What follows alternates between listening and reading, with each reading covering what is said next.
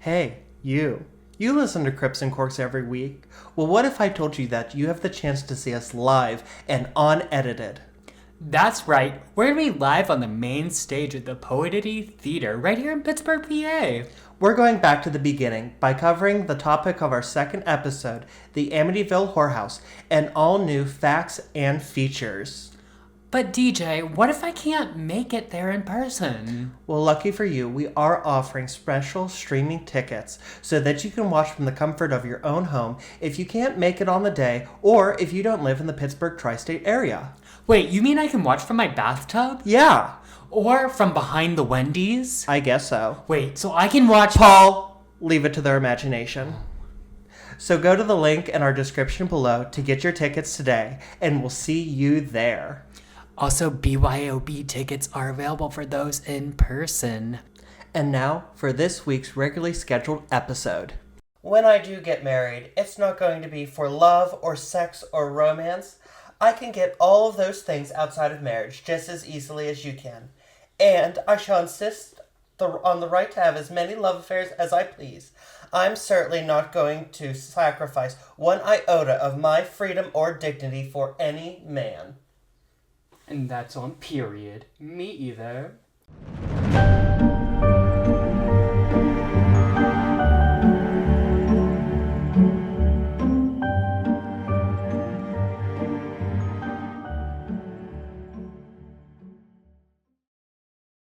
And welcome back to another episode of Crips and Corks. I'm your host DJ, here as with my co-host. Paul, as usual. I nearly said as usual and it really fucked me up. That's okay. But if you're watching our video episode, you guys can see... We have a new set. Yes, we have a new set. We're mixing things up. We're messing with camera angles, so if you don't like the camera angle, we're working on next it. week. Right, we'll see what happens. We're messing with the lighting. You know, it's all a work in progress here. We're a two-man team, and I know you're used to being two-man team, but this is a little different, you know? So, we're figuring it out, but hey. One step at a time. Yeah. We did build these two shelves with my own two hands. Paul held the wrench. Girl, okay. First of all, we both he built helped a lot. these chairs. We built the chairs. We built the cabinet, bookshelves. We built the table. This is all DIY, okay? Yes, it is. We decorated ourselves. Paul decorated his side of the shelves. I decorated mine. Right. That's why mine looks so much better. So if you see us on the Home and Garden channel, you know what happened. They saw these shelves and they were like, they know what's... Architectural Digest. Could Right. you imagine us having a home improvement show? I could. Okay, it would be a mess, but I could see us doing that. That would be so funny. No. I don't use power tools. Two clueless twinks trying to build Is shit. that what... That's what they should name it. Two clueless twinks try to build shit. Oh! Oh my gosh. If you're... Girl! Move your chair, like, just... Yeah, as long... I'm about to There. knock this over, girl. We have to tighten the screws on your back because I noticed it was loose also. Girl, see, like we said... Two clueless twins Don't- coming to HGTV. And back to you, Jeff. Jesus, I can't turn that way in these chairs. Alright, well, I guess we should probably talk about our upcoming live show. Yes, we are going to be live and in person on the main stage of Paduty Live, right here in the Pittsburgh area up in Tarentum. Yes. What are we covering, Paul? We're covering the Amityville horror. We're giving you the spook, the comedy, the horror, the sips. That's right, you can drink there if you want. You just have to get that BYOB ticket. Bring your own alcohol, and you can come party with us. But DJ, what if they're not there? What if they're not here in Pittsburgh? Well, lucky for you, we do have an exclusive streaming ticket that you can buy as well as the in-person ticket so you can watch from the luxury and the contentedness of your own home. And one good thing about the streaming ticket, too, is you don't have to watch it live. After we do it, you have up to a week to watch it. So you don't even have to watch it live. And let's say you get the in-person ticket and can't make it, you get the link as well there, too. So if you miss it, or your car breaks down on the way there, or you get caught up behind the 7-Eleven like I usually do. Leave something to the imagination, Paul. Then you'll be able to watch it. So go ahead and click the link down below. Come watch our live show. It's going to be awesome. You're going to learn tons of things about the Amityville Horror that you've never seen before. And you're going to learn a lot about us as well. Hopefully. Maybe. Well, Paul, how was your week? My week was fine. We built the bookshelf. Usual stuff. So mask. Right, I'm mask for mask bro now. I'm wearing a tux, as you guys can see, so I'm mask now. But nothing really happened this week, but I have a lot to talk about on the pop culture corner, so you go ahead with your week. My week was fine. Built these shelves, decorated them. Did research for this topic. I'm very excited about this week's episode. As you guys can tell, we live very exciting lives. Oh, so exciting. All we did was build shelves and do shit for the podcast. We watched Kath and Kim. Kath and Kim, oh my gosh, shout out Kath and Kim. That show is so funny. If you have never seen Kath and Kim, you need to go watch it right now, because that shit is so funny. Look at my. Exactly. I have one word for you. Bergdorf's Big Sale. Oh my gosh, I don't even remember that episode. Well, no, have you noticed she always does the look at me. Right. And then she says, I have one word for you, and then she never says just one word. Oh, I didn't notice that, but that's like comedic genius. Like, little things like that you don't notice until you watch the second time through. Yes. And I love shows like that, where like each time you watch it through, you notice different details. It's genius. And it's that's awesome. definitely one of those shows that I can just watch over and over again. Oh, and it just gets better. Very that. All right. Do you have anything else to talk talk get about? into the pop culture. So this week was a very unfortunate week in pop culture. We lost someone very special. Michelle Trachtenberg unfortunately passed away. Did I pronounce the last name wrong? Yes, it's Trachtenberg. Trachtenberg. I am very bad at pronouncing names, but I am a huge fan of Michelle's. Buffy the Vampire Slayer was a huge part of my childhood. I watched it over and over and over again. And big loss for the Buffy the Vampire Slayer community and the community at large. I mean, Ice Princess, Gossip Girl. I did love me some Ice Princess, but I more loved Joan Cusack, the mom. In Ice Princess? Yes. That is so you-coded. You would love the mom. Oh, and Kim Cattrall as the coach. See, that's so you-coded. You're attracted to these older women. It's because I'm a 1930s middle-aged woman trapped in a twink's body. As we can tell. As you said. I mean, this whole 80s Mother of the Bride thing is not helping that. No, but hey, it's fine. But I did the best I could with what I had. Right.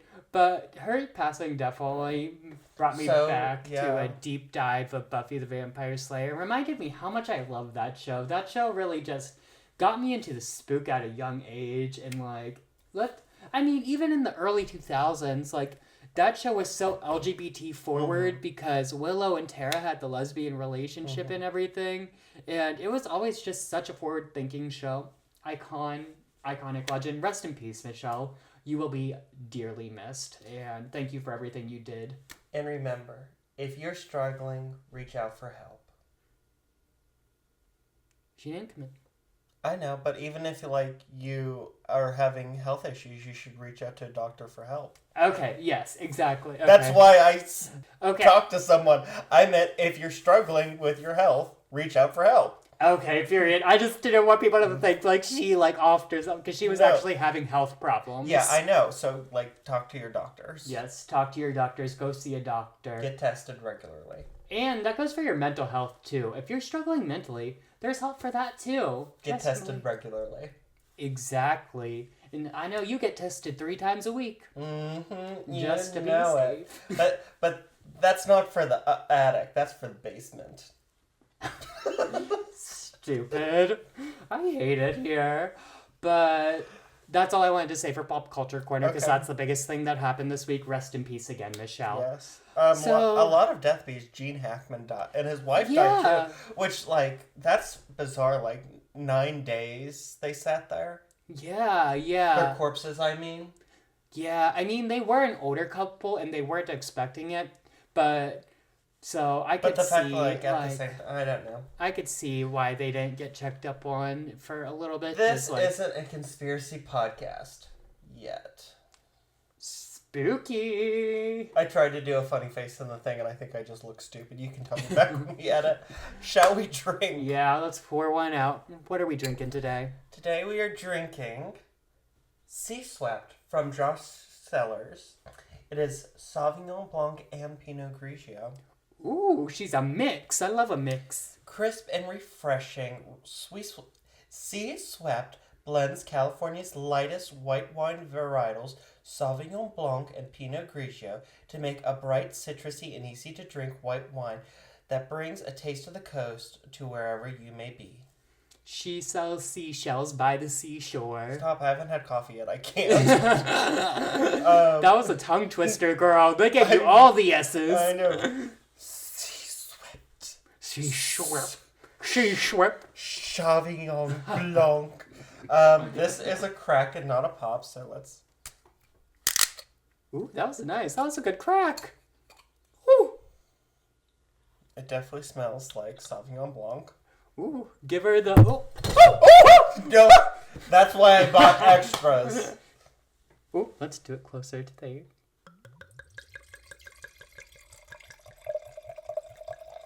Ooh. I can hold this one, but Okay.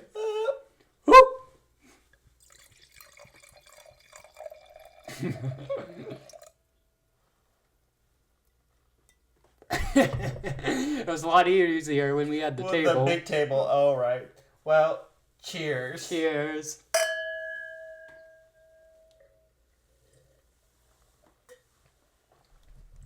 It's nice. It's nice. It's different, unusual, very nice. Different. It's unusual. Yeah.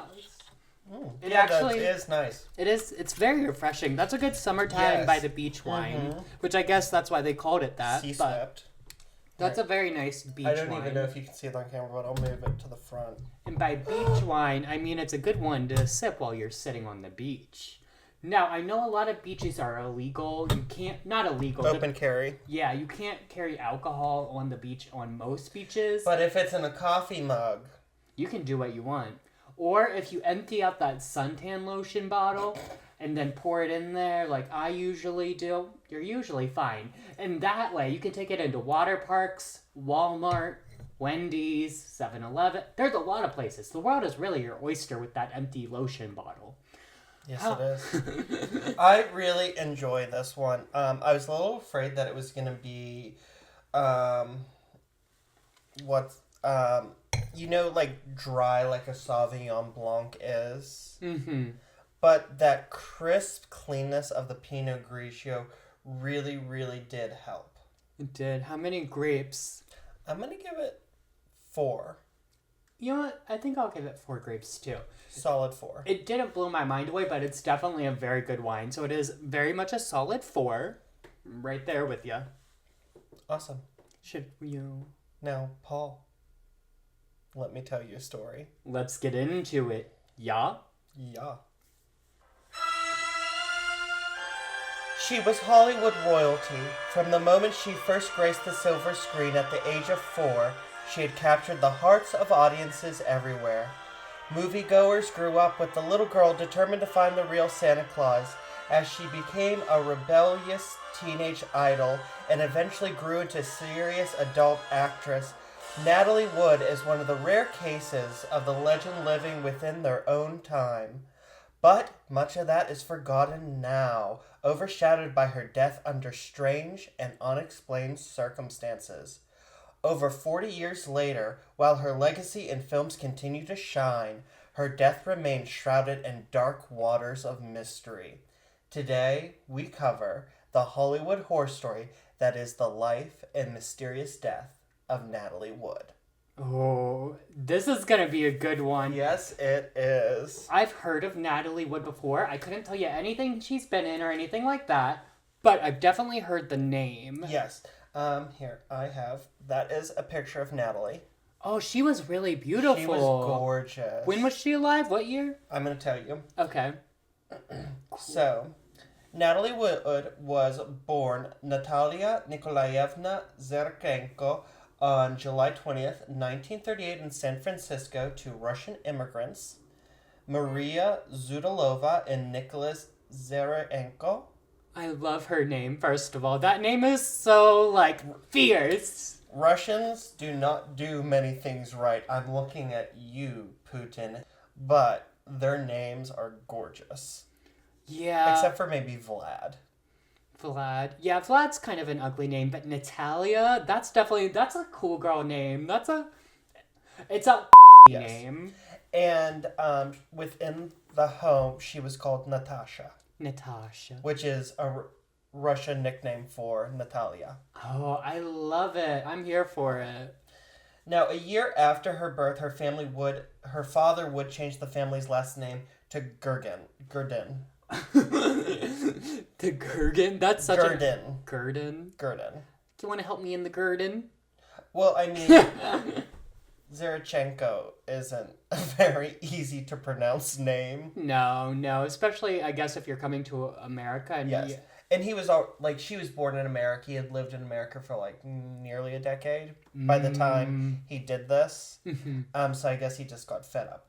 But it also could be that he was a very volatile man with a drinking problem who's prone to mood swings and, I want to say, violent outbursts. He wasn't physically abusive, but, when he would get into one of these temper tantrums, it was huge.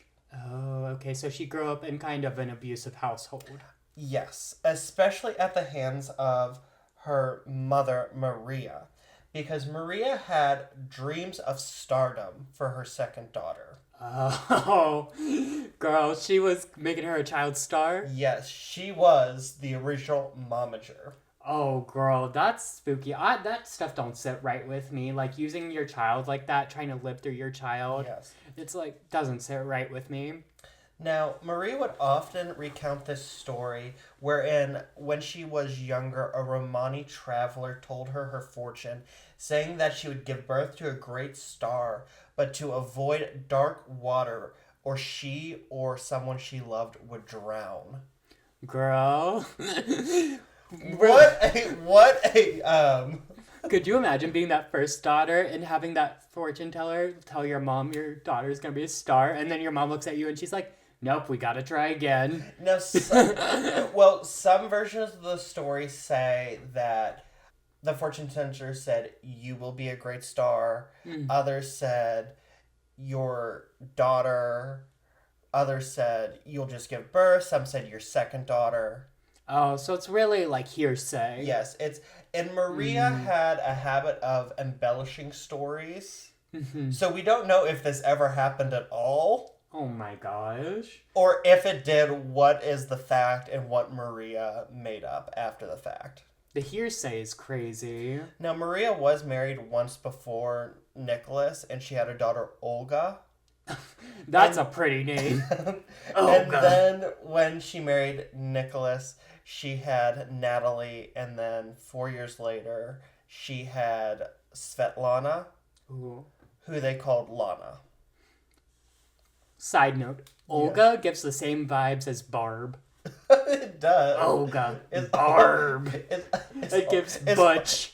Is Olga just Russian Barb? Olga is Russian Barb. Get into that. Okay. Now, because of this fortune that she had, Maria would go on to instill a deep fear of the water in all three of her daughters, as well as other fears with her Russian superstitions, such as at the dinner table, if you wanted the salt passed to you, somebody couldn't pick it up and hand it to you. They had to push it across the table to you because it was bad luck if you picked it up and spilt it. That's so weird. Could you imagine just... It's weird. It's like a cat. You know how cats push things? Yes, it was very that. So already we have this household that's very much living in fear of the water, of all these superstitions, of... Could you imagine bath time? They're just freaked out by the water. Oh my god. They turn on the sink.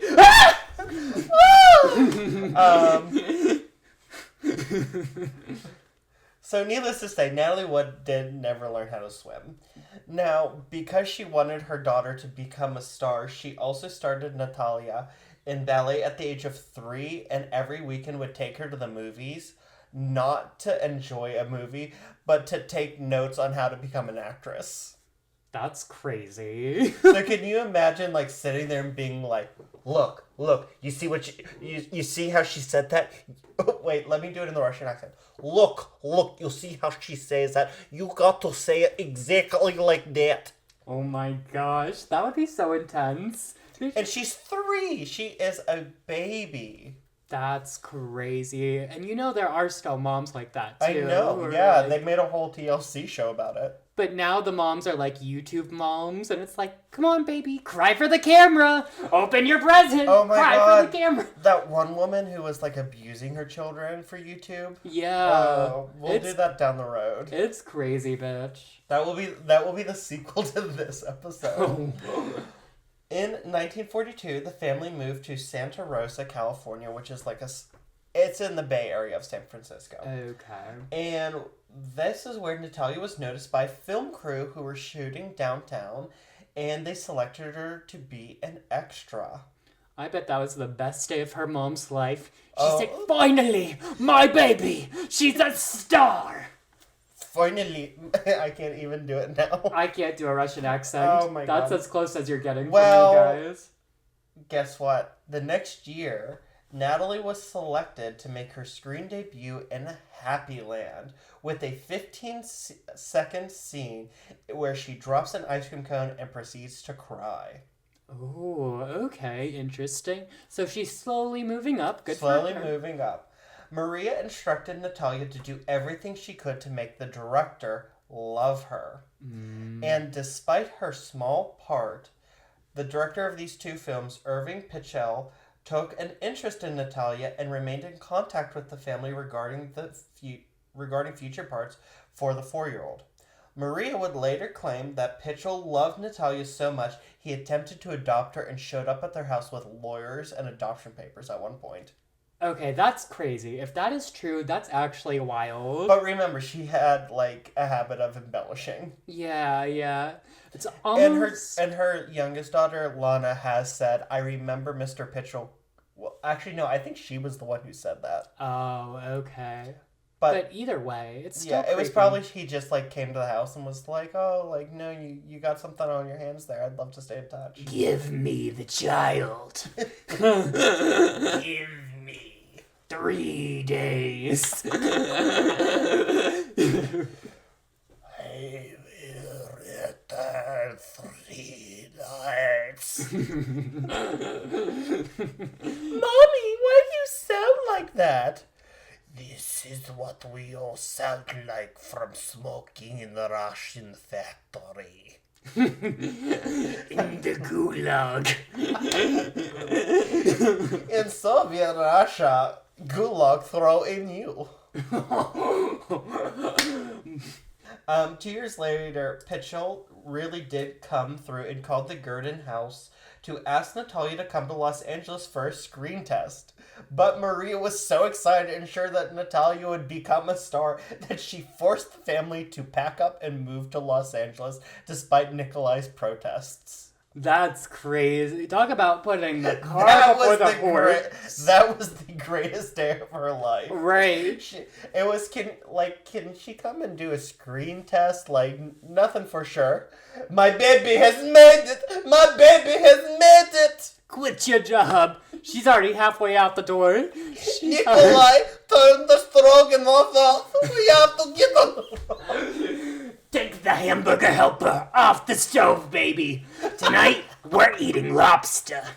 Oh, Jesus.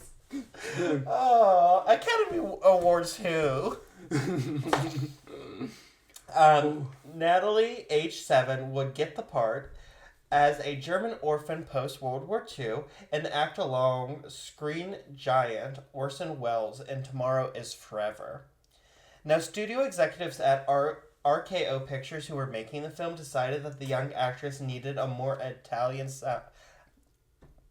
Not Italian. They did not want an Italian name. They wanted an American. sounded name. Okay, that makes sense. And rebranded her Natalie Wood. Natalie, the American version of Natalia, and Wood from the director Sam Wood. See, Natalia sounds a lot better to me, though. But I imagine back in the day, what, you said it was the 1940s? Yes, this is the mid-40s. Yeah, I imagine in the 40s, there was probably a big push for more American-sounding names. Yes. Whereas today, we like more foreign-sounding names, because like Natalia, it sounds a lot Or cooler exotic. to us. Yeah, yeah. Maria was determined Natalie would not only be in the film, but be so good that she would definitely get others. During one scene, Natalie was unable to cry on command, so Maria instructed her to think of the family dog dying.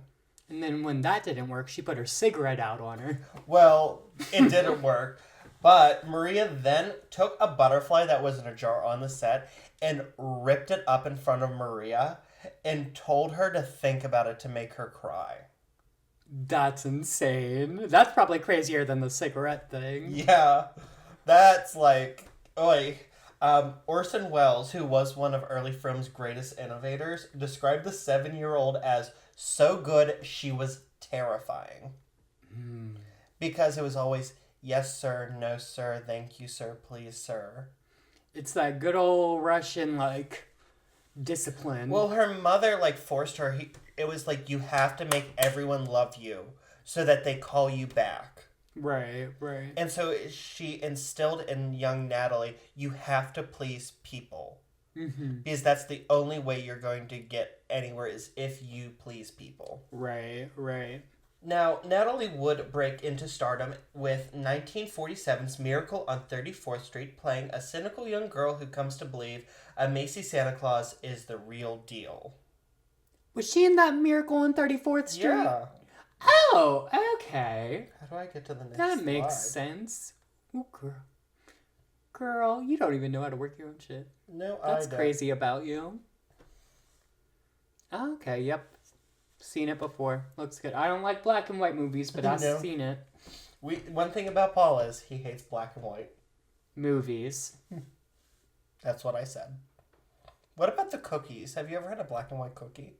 Yeah, like, they're like half black and half white. Yeah, like with the icing, it's half like fudge and half like white royal icing. Yeah, those are fine. Those are Okay. cool. The film was so popular that the real Macy's invited her to be in their Thanksgiving Day parade. And this role would lead Natalie into playing in over 20 films as a child, mostly playing the daughter of the big stars of the era, including friend of the pod and Yeti Finger Smuggler, Jimmy Stewart. Oh, okay. You're like, what? Girl, that was already 2 episodes ago. I can't be expected to remember that shit, okay? By the age of 9, Natalie was called the most exciting juvenile motion picture star of the year. Oh, okay. Maria, meanwhile, continued to micromanage her daughter. Long after Natalie had an agent and studio executives calling the shots on her career, her mother continued to coach her and tell her to not disappoint directors. At the time, California law required minors working as actors to have at least 3 hours of classroom time a day. Natalie was encouraged to run from the classroom to the set to begin work as soon as class was finished so that she didn't make anyone wait. On another occasion, Natalie was seriously hurt her wrist when a movie effect went off too early. She was walking across a bridge that was supposed to collapse after she got to the other side, Yeah. but it collapsed under her as she was walking across it. And so when she went to like grab the railing, she hurt her wrist. Oh. And she went to her mother in tears, and her mother told her not to mention it so that she wouldn't be fired and that they would get it looked at by a doctor later. And it never got looked at, and it never healed properly, and it ended up so like the bone protruded out of the skin in a weird way, and she started wearing like chunky bangle bracelets to hide it. That's crazy. That's awful that her mom wouldn't take her to the doctor to get looked at, though. That's, like, as a momager, you would think she would, like, protect the goods, you know? Like, because the daughter, you'd think I think if it was something that like ruined her image, but it was like, oh, it's your wrist, like you're fine. You don't need the wrist. Yeah. You don't need a wrist. You got a face. Right. The face is where the money is. I didn't need a voice. I had a face. That's from a classic Hollywood movie about an actress. Oh, okay. It was also trigger warning for sexual assault. Skip ahead 30 seconds. It was also during this time that her younger sister Lana claims that a teenage Natalie was raped by an older actor at the Chateau Marmont under the guise of an audition for hours while Maria and Lana waited in the car, and Maria instructed her older daughter to keep quiet so that she wouldn't be blacklisted. That's awful. And shit like that does happen. Mm-hmm. And no jokes about that. That's really awful. Yes. Now, by 1955, a 16-year-old Natalie was anxious to break out of kids' roles and into more adult roles. And she found the perfect beans in Nicholas Ray's Rebel Without a Cause. She stated it was the first film she wanted to do herself and not what her parents told her to do, and went so far as to sign a long-term contract with Warner Brothers Studios to work on the film. Now, Nicholas Ray wasn't sure that he wanted to give it to Natalie because she had this reputation for being like a goody two-shoes. Like, she always played like the clean-cut daughters of the big stars of the era. And she had to play like a bad girl in this, which is amazing because he was 45 and she was 16 and they were dating. And he was like, yeah, you're just too clean-cut for this. Oh! And she was really pissed. Well, one night, while on a night out with friends, she was in a car accident. And upon hearing of it, Nicholas Ray rushed to the hospital, and Natalie heard a doctor call her a juvenile delinquent. And she called out, "Nick, did you hear that? He called me a goddamn juvenile delinquent. Do I have the part now?" And she got the part from that. Hey, Which is crazy. She got it because a doctor called her a juvenile delinquent, but not because she was sleeping with the director. That's like reverse nepotism. that's actually really crazy. I don't even know what to say about that. I don't know. That's fucking crazy. But she would star along big time star and sex symbol of the era, James Dean, and would go on to be nominated for the Oscar for Best Supporting Actress. I love his breakfast sandwiches. That's Jimmy Dean Paul. Same thing. Ooh, girl. She's 16 there? She's 16. That's crazy. How old was Jimmy? He was in his 20s. This was, I believe, his last movie. He died in a violent car crash right after this. Oh, okay. Yeah, I do know about that story. Mm-hmm. Maybe they say that the car's cursed. Maybe we can cover that in a later episode. Over the next few years, she would go on to star in unsatisfying girlfriend roles before performing as the lead in Marjorie Morningstar. It was also during this time that she met the man who would change her life forever. When she was 10 years old, she passed by 18-year-old Robert Wagner, who was just starting his Hollywood career. She later recounted that after they passed, she turned around to look at him again, but he kept walking and didn't look back.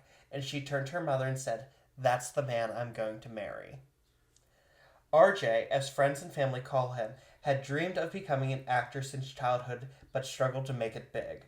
Throughout the 1950s, he appeared in many movies as a supporting actor, including in 1953's Titanic, starring Clifton Webb and Barbara Stanwyck, whom RJ claimed to have a 4-year love affair with, despite a 20-year age gap between them. There's so many, You really thought I brought up Titanic just because Titanic? No, it was because of the love affair. I'm more concerned about these concerning age gaps. There's a lot of concerning Well, he was age gaps. 24. He was 23 and she was 45. So he was a little older and more able to consent. But what does a 23-year-old have in common with a 45-year-old? But also, so Robert Wagner has said it was a 4-year love affair and that they mutually agreed to break it off because the studio executives were upset because it looked bad to have an older woman with a younger man. But Barbara Stanwyck, towards the end of her life, admitted to a reporter, Yeah, RJ says it was this big love affair. It was like 4 times. Interesting. So we'll see that about RJ going on. The studio publicity department set Natalie, 18, and RJ, 26, up on a date to garner good PR for the young stars. This was very normal back in the day, where you would take 2 stars who were single, and you would make them go on a very public date to drum up publicity for whatever movies they were doing. That makes sense. They're just trying to get the It was photos. like early social media. Right. And I even said that my next note was this was very usual because she had been instructed to go on dates with other young big names, including James Dean and Elvis Presley. Period.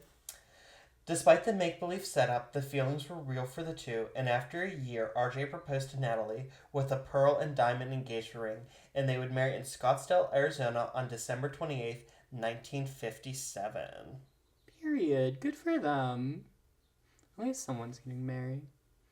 They're a very pretty couple. Aren't they? They're very pretty. Young RJ Wagner was chef's kiss hot. He is cute. I will show you just a clip of 1953's Titanic. That was the first thing I ever saw him in. He is hunky. They immediately became the it couple of Hollywood, with their wedding and honeymoon being major media spectacles. But, despite the Hollywood glamour filter on the young couple's marriage, all was not as well as it seemed. Natalie's star continued to rise with major roles in hits such as Kings Go Forth, alongside Frank Sinatra, Cash McCall, and West Side Story. Oh. Wagner, meanwhile, couldn't seem to find his footing and continued in supporting roles. In 1960, the couple did co-star for the first and only time in All the Fine Young Cannibals, which was a major flop. Well. You can't win them all. No, we know that for sure. Natalie would complete the transition from child star and teen icon into adult film star with 1961 Splendor in the Grass alongside Warren Beatty. But this new peak in her career coincided with a dip in her personal life as her and Wagner's marriage deteriorated. Wagner was wildly jealous, believing Natalie and Beatty were having an affair. He even admitted that at one point he followed Beatty home with a gun and totally intended on killing him. Oh, interesting. That's crazy. Despite his suspicions of his wife and her co-star, it was Natalie who would soon discover RJ was cheating on her. One night, she awoke to find RJ wasn't in bed with her and went downstairs to find him plowing their male butler on the sofa. He was gay? Girl, the plot thickens. Praise the Lord. Girl, they were... Yes, I love this. I don't love he's cheating on his wife. But welcome to the team, Robert Wagner. We salute you. And maybe in a different time, maybe you could have been the Troye Sivan of 1930, but... She packed her things and returned to her parents' home that night, and the couple divorced in April 1962. So she didn't want, because like it was illegal back then to be gay. Oh. And she didn't want like RJ to like get blacklisted or anything. So she took the fall, and when Publicity like magazine said her and Warren Beatty like had an affair, she just went, yeah. See, that's what I'm talking about. Girls are the OG allies. She was covering for him, and he cheated on her. Girls do not get enough credit for the allyship that they have done. Like, girls were my first allies in high school and middle school and stuff. And this was very usual because, like, have you ever heard of Rock Hudson? No. He was a movie star from around this time who was gay. Mm-hmm. And he dated, like, the most beautiful and glamorous women of the time. Mm-hmm. And he later died of AIDS. And somebody asked Debbie Reynolds, like, did you know? And she went, of course I knew. Why do you think I went out with him so much? I had a great time, and we talked about all the men, and more importantly, we were able to protect him because he was our friend. Right. Girls, thank you for all you do for the community. Thank you for your service. Now, with her marriage behind her, with her first marriage behind her, Natalie began to work on herself. And after years of manipulation and control at the hands of her mother, the studio, and RJ, she began therapy to find herself and find out who was Natalie Wood. And during this time, she would date Warren Beatty, actually, Okay. Michael Caine, and David Niven Jr. It was also shortly after the breakup of her marriage that Natalie had attempted suicide.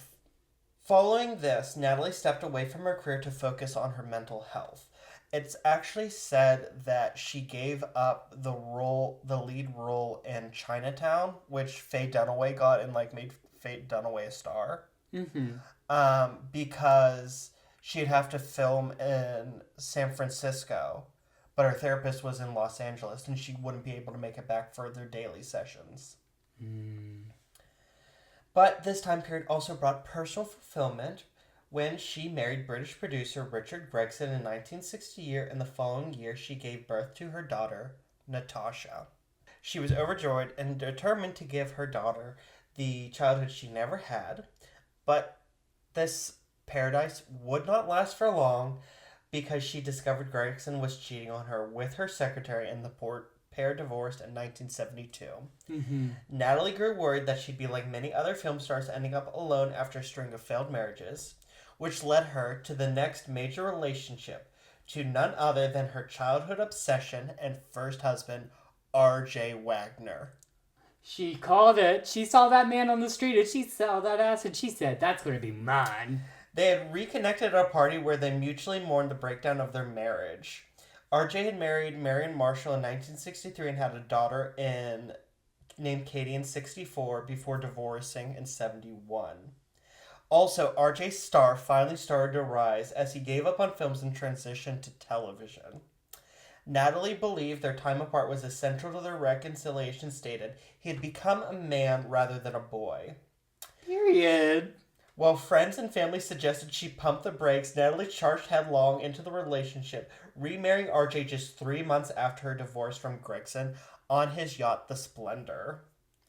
When questioned by her sister Lana about her decision, Natalie said, "Sometimes the devil you know is better than the devil you don't." T.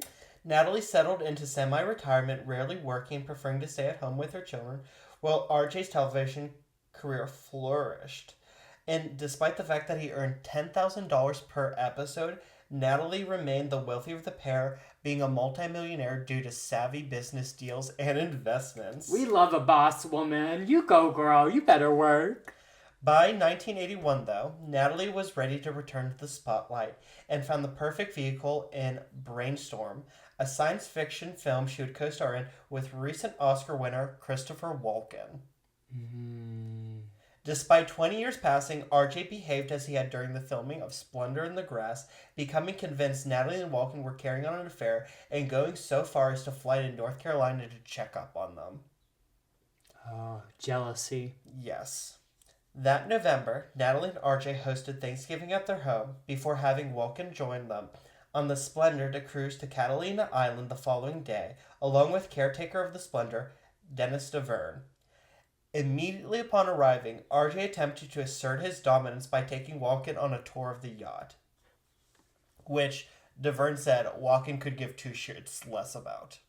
Okay. He's trying to flex. Yes, it's, this is my boat, and that's my floaty key, and this is my boat chair. Very that.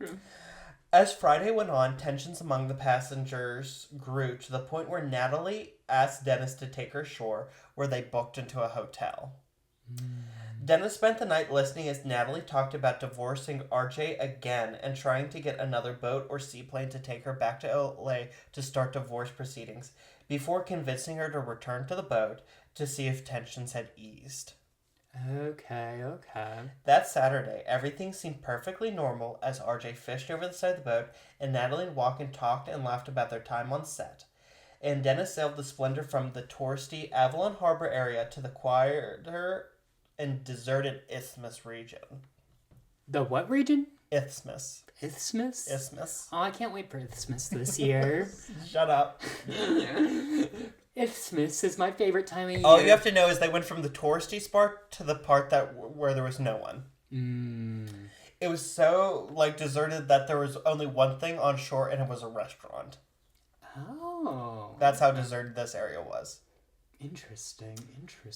That afternoon, Natalie and Walken took a water taxi to the restaurant on shore for happy hour, and RJ and Dennis joined them a short time later.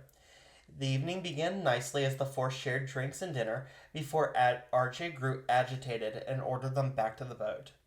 The four had been drinking so much that the manager of the bar notified the harbor patrol as they left in case something happened on their way back to the Splendor.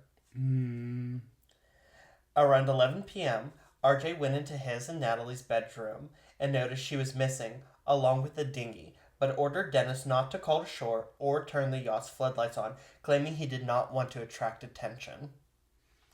At 1:30 a.m., Wagner called to shore to the manager of the restaurant the group had been at earlier. The manager then called the owner, who was the acting harbor master for the night. At 3:30 a.m., the Coast Guard was finally called and informed Natalie was missing in the dinghy and could not be located. So we're at 4.5 hours after she's been gone. Right, and she's supposed to be on this boat, right? Yes. But the dinghy's gone, which is a dinghy is a smaller boat that Yes. you can row away on. It was a motor dinghy, but yes. Okay. I've got a motor dinghy too, so. Nearly 5 hours later, searchers found the dinghy beached and empty. Oh, okay. At 7:44, Doug Bombard, an islander and friend of the Wagners, was aiding in the search, spotted something red in the water a short distance from the dinghy. Natalie was pulled from the water wearing a flannel nightgown, wool socks, and a red parka. At 8 a.m. on November 29th, 1981, 43-year-old Natalie Wood was declared dead. Okay, so they find her floating in the water. That's weird. So the boat was on shore, though. Yes. Okay. So she was not in it. She was in the water. Okay.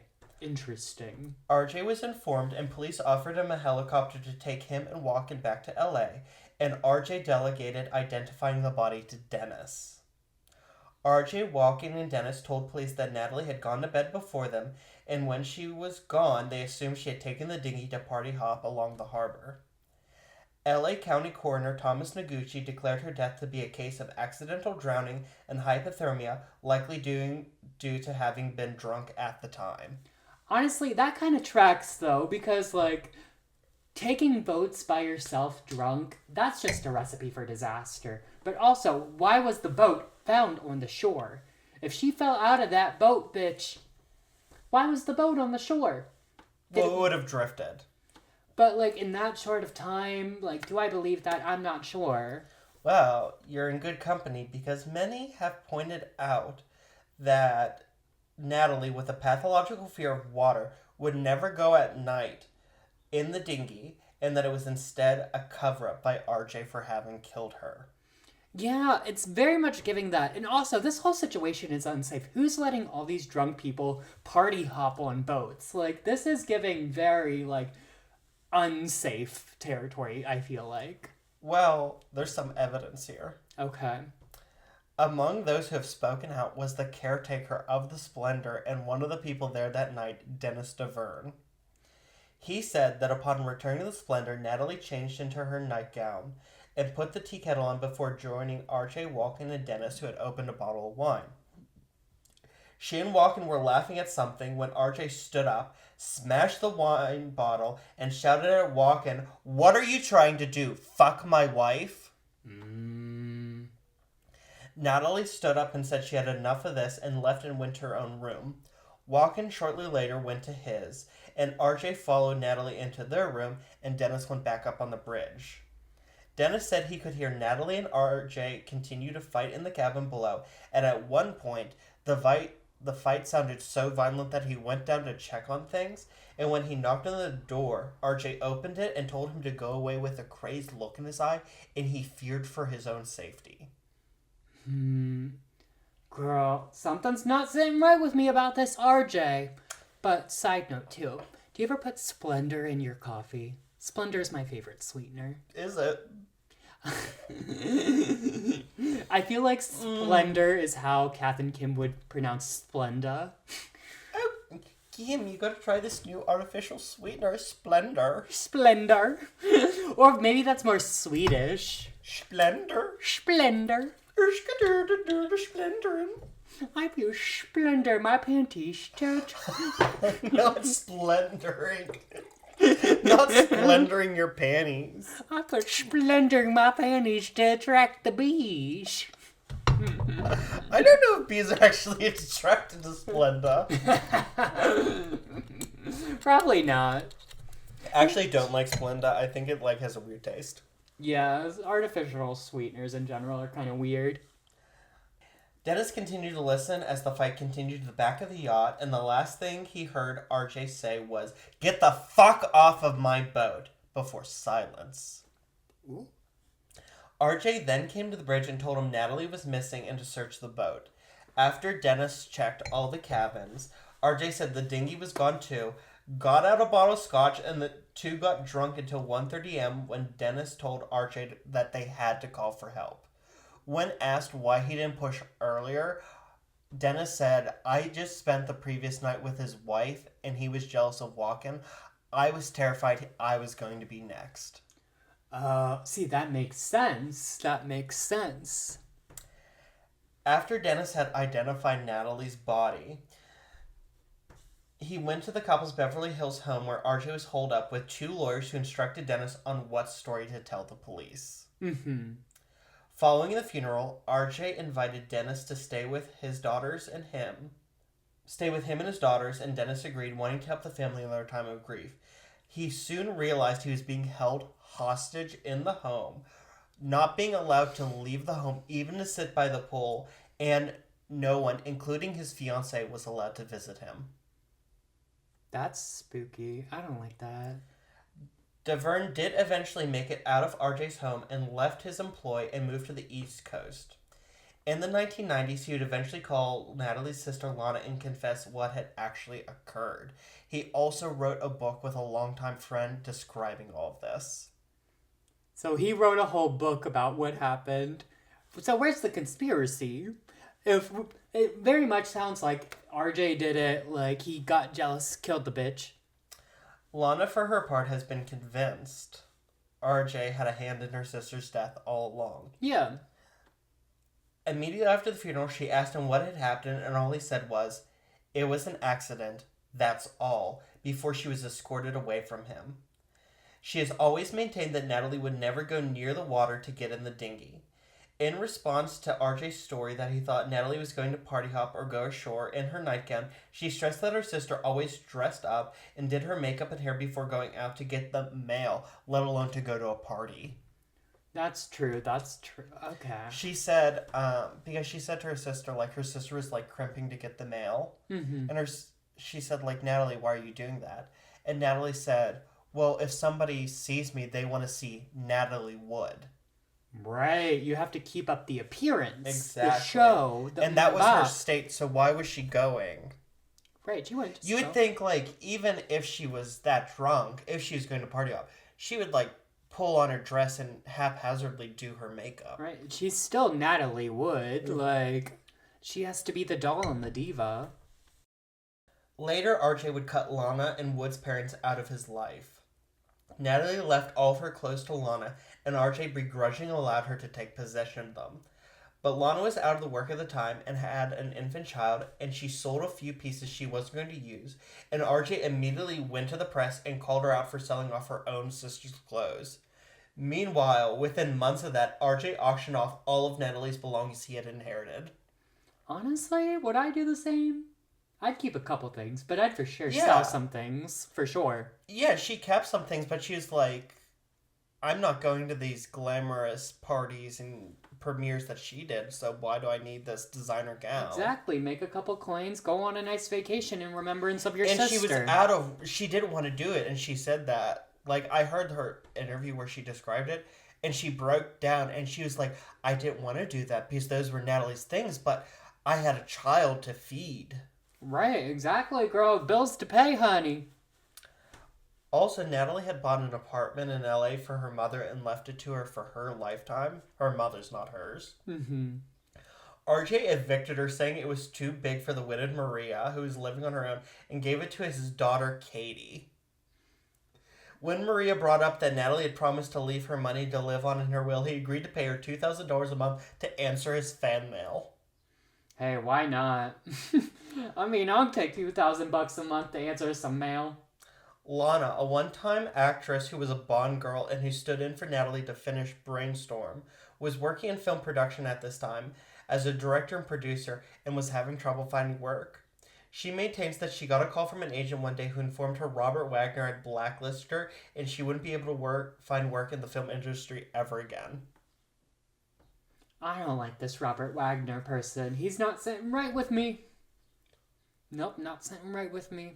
He killed her, and this is what we're doing. Well, in 2011, 30 years after the incident, the case of Natalie Wood's death was reopened by the Los Angeles Police Department. Hey, don't blame him. By this time, RJ had changed his story. He admitted to having broken the wine bottle, which he lied about in the first investigation, and said instead he broke it during an argument with Walken over Natalie's career after she had gone to bed. See, the changing story thing, that's how you know something's up. When the story keeps changing, you know something's going on. He also says now he thinks the dinghy wasn't tied properly, and it was slapping against the side of the boat.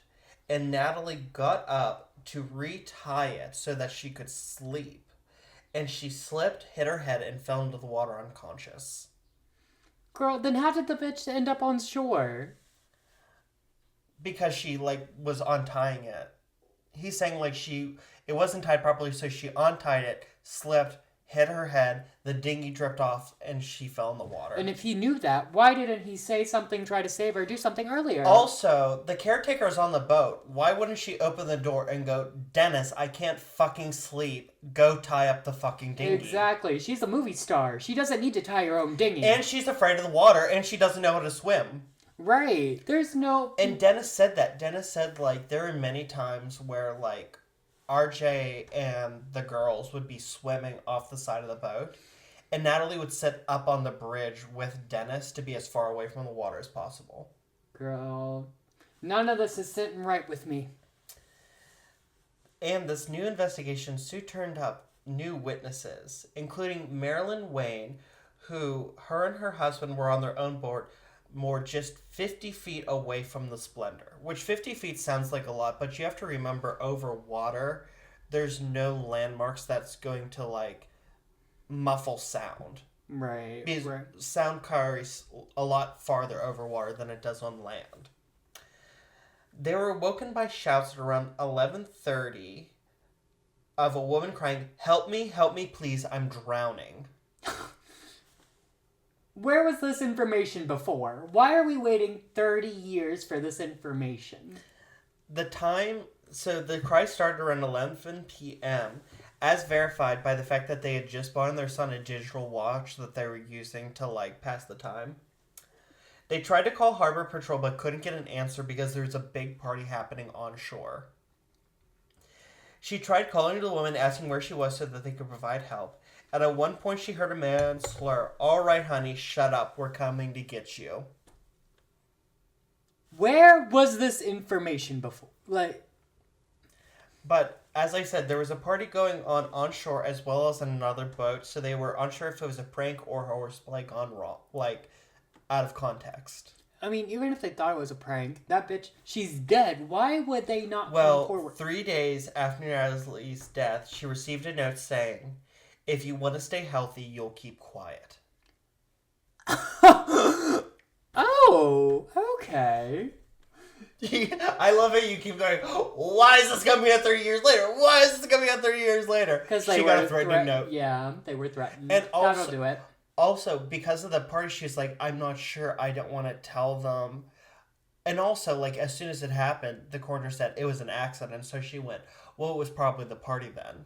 Right. It wasn't until years later when they were reopening and she said, well, actually that night I did hear this, but I can't say for sure it was Natalie Wood. Investigators also re-examined her original autopsy reports and found glaring inconsistencies. The original report listed a number of small bruises and cuts in line with a person falling into the water and struggling to get out, or being hit up against sharp rocks near the shore. But upon a second look at the pattern of the injuries, investigators found that they were far more in line with a person who was assaulted prior to entering the water, including a number of head wounds. Oh.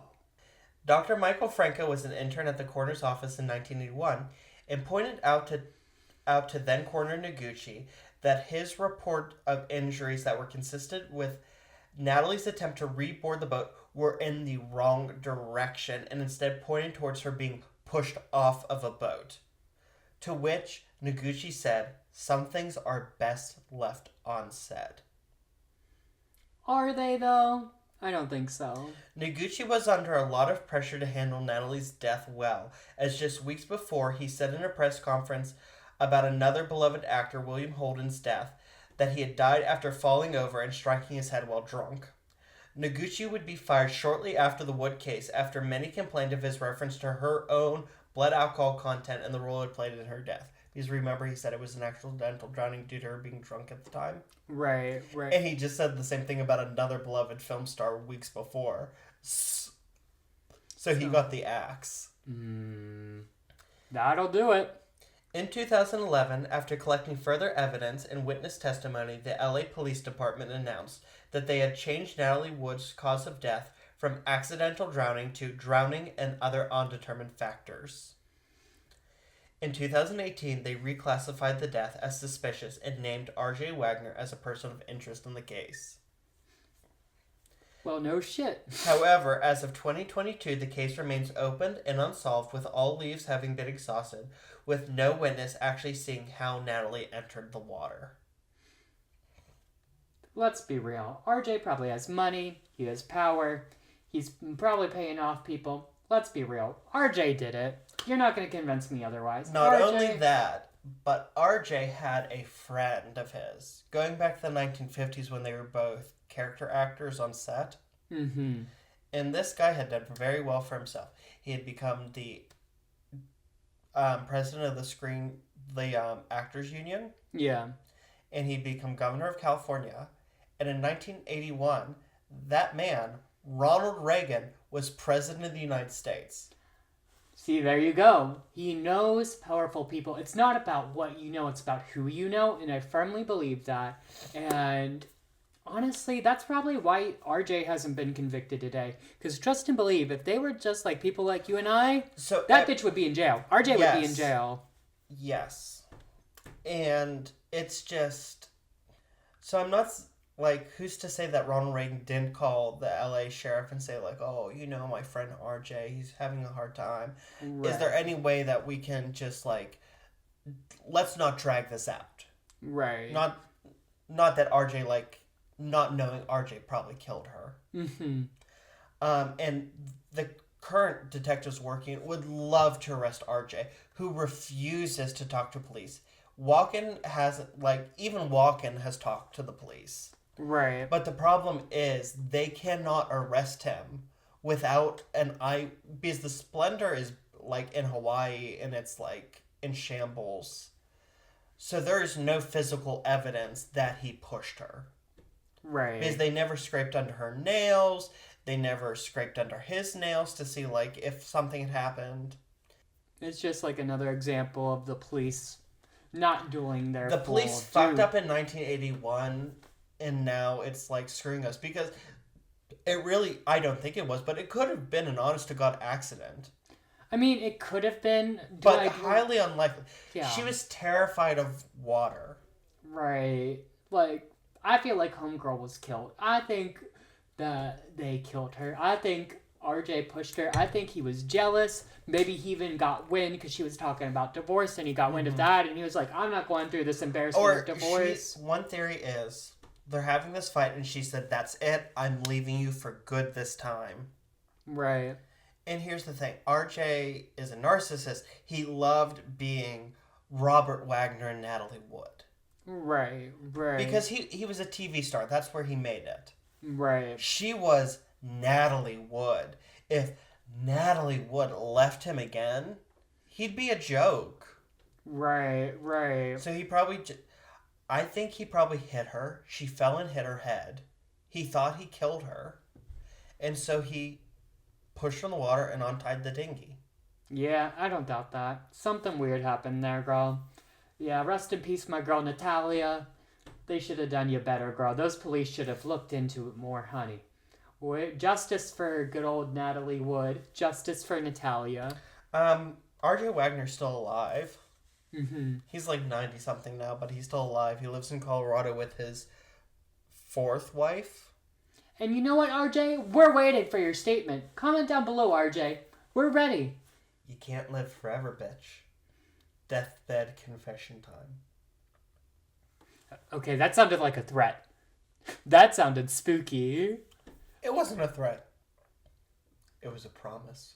Girl, for legal reasons, DJ doesn't know what the fuck he's talking about. I'm joking. But RJ, we know what happened, girl. We all know. Just, come on, fess up. You had a good life, RJ. Fess up, let us know. What's 2 years in jail? I don't think he would even live through a trial. Exactly. Just tell us. Just let us know what happened. Bring justice for our girl, Natalie, and just let us know what happened. I will say all 3 of his daughters think he's innocent, as does his 4th wife, Jill St. John, who was another Bond girl who worked with Lana Wood. Well, they're his daughters, so they're biased. Yes. So their opinion means nothing to me. Your bias doesn't mean anything to me. But, yeah, that is the harrowing Hollywood horror story of Natalie Wood. Well, Natalie, I hope you get your justice one day. And it sucks that she had, like, such a horrible early life, and then to have her life snuffed out so cruelly and so early. Yeah, it is sad. But I hope she had some good years in there while she was in her fame and her glory days. I hope she had some good glory days. Yes. And she is remembered as being one of the great Hollywood actresses, not only a star.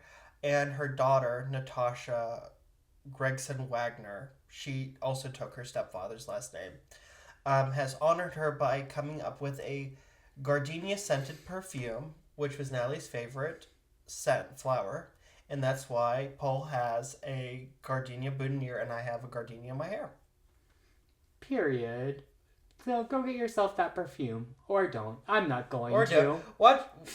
Watch West Side Story or Miracle on 34th Street and just appreciate what a wonderful person Natalie Wood was and what a shame it was. And that R.J. Wagner got away with it. Yeah. I hope I get a miracle on my 34th Street soon. Didn't you just have a miracle on your 28th? And what about the 22nd Street? I think we went 2 different directions with that joke, and I'm not sure what you're talking about. 7, 7, 7. Anyway, Okay. Still not sure what he's talking about. Sometimes you can't win them all, guys. You can't win them all. But anyways, guys, thank you so much for listening. We really do appreciate it. And let us know what you think. I did not cover all the evidence here. There was just simply too much to compile at all. But let us know what you think. Either DM us on all of our socials, which are listed below, or by emailing us if you are a witness and you'd like to come forward after all this time. RJ. And also don't forget to buy tickets for our live show on April the 12th. We'll put the link in the description below. Paul, where can they find you? You can find me at my personal Instagram and TikTok at Paulember, Paulember. And as usual, guys, it's not delivery. It's DiGiorno. And if you'd like to follow me, you can do so on TikTok and on Instagram at TheRealDeechPowers. And if you'd like to write me a love letter, please do so. And you can address it to the Splendor Yacht, which is in a scrapyard in Hawaii. Period. And that's all she wrote. So until next, guys, remember to keep your grips tight. And your corks loose. Bye! I can hear the ocean.